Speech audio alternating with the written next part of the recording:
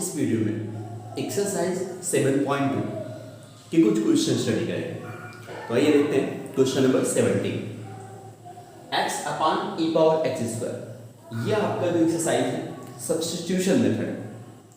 और इसमें होता क्या है, दो फंक्शन ऐसे दिए होते हैं जिनमें जैसे सपोज करो कि u और v, एक फंक्शन u है दूसरा क्या है v, या एक फंक्शन u अपॉन v के फॉर्मेट में लिखा होता है। तो इसमें एक फंक्शन दूसरे फंक्शन का डेरिवेटिव होता है और इसी को हम सब्स्टिट्यूशन मेथड कहते हैं। बाकी और वीडियो में क्वेश्चन नंबर 1 to 16 वीडियो बना चुका हूं। तो इस वीडियो में मैं सिर्फ दो क्वेश्चन की बात करूंगा 7.2 एक्सरसाइज में, 17 और 18। तो इसमें हमें करना क्या है, 17 में लिखा हुआ है x e power x square.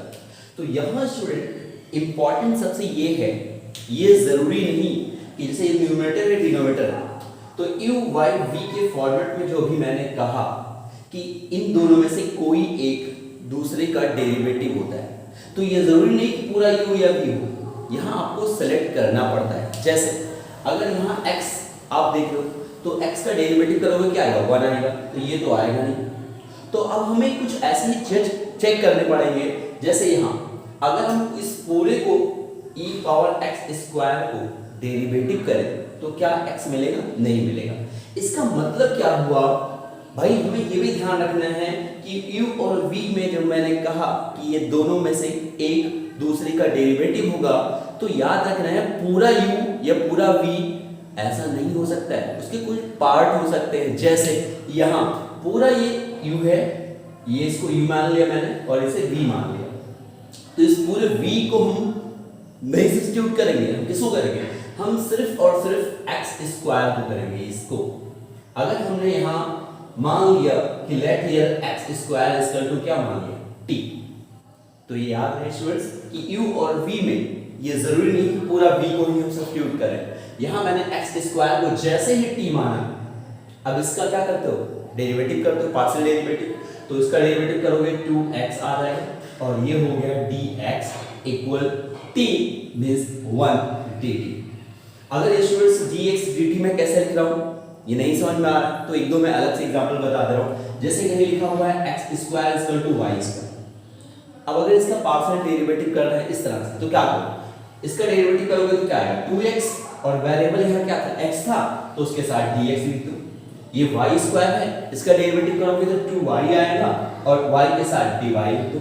अब समझ में आ गया। और भी देख लो, सपोज कर लो कि x स्क्वायर या x इक्वल टू इधर t लिखा हुआ है, तो x का डेरिवेटिव करोगे क्या आएगा 1 आएगा, बस x के साथ dx लिख दो।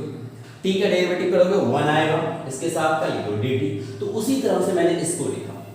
तो अब स्टूडेंट्स हम देखते हैं यहाँ क्या था, x dx था, तो मैंने x dx को एक साथ कर लिया, 2 को उधर भेज दिया, तो 1/2 क्या आ गया dt आ गया। अब यहाँ इस क्वेश्चन में देखते हैं हमने इस x स्क्वायर को क्या माना, t मान लिया, और x dx मिल करके ये पूरा आपका मिल करके ये क्या बन जाएगा, ये बन जाएगा 1/2 dt। तो मैंने यहां लिखा इस x की जगह पे मैंने लिख दिया 1/2 dt, और x स्क्वायर को क्या माना था t, तो यहां हो गया e पावर t।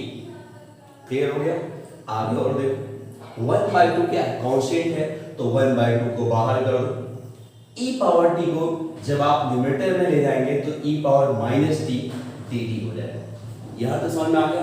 अब इसका इंटीग्रेशन क्या लिखोगे, इसका इंटीग्रेशन लिखोगे 1/2 e पावर माइनस t, और t का कोफिशिएंट यहाँ क्या है -1, तो उससे डिवाइड करो, तो ये आंसर आ गया e power minus t upon -2। कुछ स्टूडेंट्स को ये समझ में नहीं आया होगा कि हम -1 कैसे लिख दिया नीचे, तो आइए इसके लिए कुछ समझा देते हैं आपको। जैसे जब आप dy dx e power x का डेरिवेटिव करते हो तो क्या मिलता है आपको, e पावर x मिलता है। तो ये है क्या, ये इंटीग्रेशन है, जो डेरिवेटिव की उल्टी प्रोसेस है, एंटी प्रोसेस है। तो अगर हम इसका इंटीग्रेशन करेंगे तो क्या मिलेगा, यही तो मिलेगा e पावर x। अब एक काम और करते हैं, सपोज कर लो कि यहाँ dy dx e power 2x लिखा हुआ है, तो इसका जब डेरिवेटिव करोगे तो क्या मिलेगा e पावर 2x, और जब इसका डेरिवेटिव करोगे तो इंटू 2 आ जाएगा।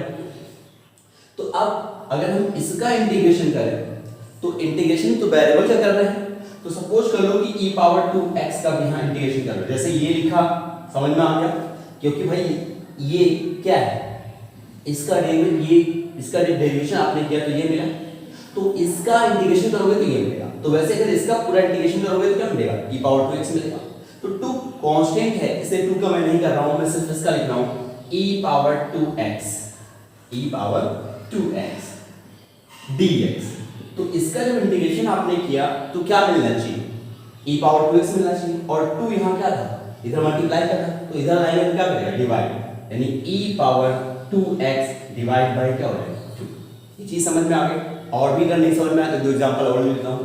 सपोज करो कभी अगर आपका लिखा हुआ है e पावर 3/2x ऐसे लिखा हुआ है, अब अगर इसका इंटीग्रेशन डायरेक्ट लिखना है आपको, इसको भी सब्स्टिट्यूशन मेथड से जो आप कर सकते हो, लेकिन छोटी छोटी चीजों का क्या सब्स्टिट्यूशन मेथड यूज करना, क्योंकि जब आप एक बोर्ड एग्जाम में जाएंगे तो सबको डायरेक्ट ही लिखना होगा।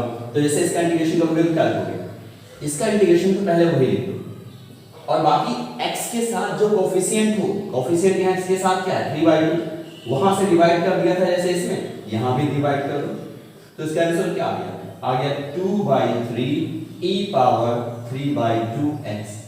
समझ में आ गया? ऐसे बहुत सारे क्वेश्चन, और एक दो क्वेश्चन और बता रहा, जैसे जब आप इंटीग्रेशन sin x का लिखते हो तो क्या बताते हो, माइनस cos x, यही तो बताते हो। सपोज करो कि कभी अगर ऐसा किसी ने इंटीग्रेशन पूछ लिया, आपसे पूछ लिया कि integration of sin 3/7x dx, तो इसका इंटीग्रेशन क्या होगा, ये लिखा हुआ है sin 3/7x, तो sin फंक्शन क्या इंटीग्रेशन क्या लिखते हो, माइनस cos, और यहां लिखोगे 3/7x। अब यहां भी x का कोफिशिएंट क्या है स्टूडेंट, 3/7। तो जब भी जो फार्मूला होता है, अगर जैसे हमने e पावर x के लिए फार्मूला लिखा, तो यहाँ बताया कि x के साथ जो भी कोफिशिएंट है उससे डिवाइड कर दो, ये डायरेक्ट लिख सकते हो। तो वैसे इसके लिए भी यहाँ x का कोफिशिएंट क्या था 3/7 था, तो उससे क्या करोगे, डिवाइड करोगे। तो ये सॉल्यूशन क्या आएगा इसका सॉल्यूशन आएगा -7/3 cos 3/7x। समझ में आ गया? तो ये इसलिए बता दिया कि यहाँ मैंने इसीलिए डायरेक्ट किया कि e पावर -t था, तो e पावर -t लिखा, t का कोफिशिएंट यहाँ क्या है -1, तो उस कोफिशिएंट से डिवाइड कर दिया, क्योंकि जब डेरिवेटिव करते थे तो जो कोफिशिएंट होता था वो मल्टीप्लाई करता था, और इंटीग्रेशन एंटी है, जस्ट उल्टा है डिफरेंशिएशन का, तो यहाँ क्या करोगे, डिवाइड करोगे। क्लियर हो गया? अब आइए इस क्वेश्चन को देखते हैं, इसे इरेज कर लें। ये क्वेश्चन क्या है students, e power tan inverse x upon 1 plus x square. तो यहां हमें जब करना होगा, एक और चीज आपको याद रखनी है कि लास्ट में जो मैंने t के फॉर्मेट में इसको लिखा है, t के फॉर्मेट में सॉल्यूशन नहीं बनाना होता है, t की वैल्यू क्या थी x स्क्वायर थी, तो इसकी वैल्यू रखनी पड़ती है आपको, तो रखोगे e power minus x square minus 2। यहाँ तक क्लियर हो गया?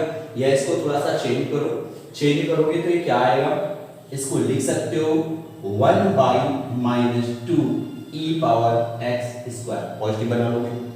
अब आइए इसकी बात करते हैं। तो इसको बताने से पहले फॉर्मूला तो आपको याद ही होगा कि जब tan इनवर्स, चलो पहले यहाँ देख लेते हैं, फॉर्मूले की बात नहीं करते, हम यहाँ देख लेते हैं, ये आपका पूरा u है और ये क्या है v। तो मैंने अभी बताया कि ये जरूरी नहीं कि पूरे u को आप कुछ मान दो, कोई वेरिएबल मान दो, और आपका दूसरा वाला जो ये v लिखा है वो डेरिवेटिव हो इस पूरी चीज का। जैसे मैंने यहाँ केवल x स्क्वायर का t माना और इसका डेरिवेटिव किया तो ये x dx आ गया। वैसे यहाँ देखो, यहाँ आप tan इनवर्स x को t मानोगे और आपके दिमाग में आया कि सर मैं कैसे समझ पाऊंगा किसको मानना है, तो भाई प्रैक्टिस करनी पड़ेगी। प्रैक्टिस करते रहोगे आपको क्लियर रहेगा कि किसको आपको सब्स्टिट्यूशन करना है। ठीक है, तो यहाँ अगर आप इसको सब्स्टिट्यूट कर रहे हो तो भाई 2x आएगा, ऊपर तो मिलेगा नहीं, तो tan इनवर्स x को यहाँ क्या सब्स्टिट्यूट करो। तो जैसे ही tan x को आपने सब्स्टिट्यूट किया, आपने यहाँ लिखा let tan inverse x equal to t मान, यानी हम जिसको सब्स्टिट्यूट करते हैं उसको किसी अदर वेरिएबल में। अब इसका डेरिवेटिव करो, जैसे इसका डेरिवेटिव किया था, तो tan इनवर्स x का डेरिवेशन क्या होता है 1/√x 1 plus x square. X variable था इसलिए dx लिख दिया, t का 1 होगा तो ये dt लिख दिया।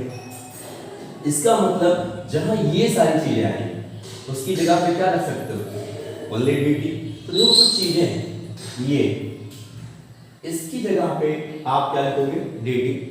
tan इनवर्स x को t मान चुके हो, तो देखो ये क्या है, e पावर t, और ये सब मिल करके क्या बन जाता है, dt बन गया।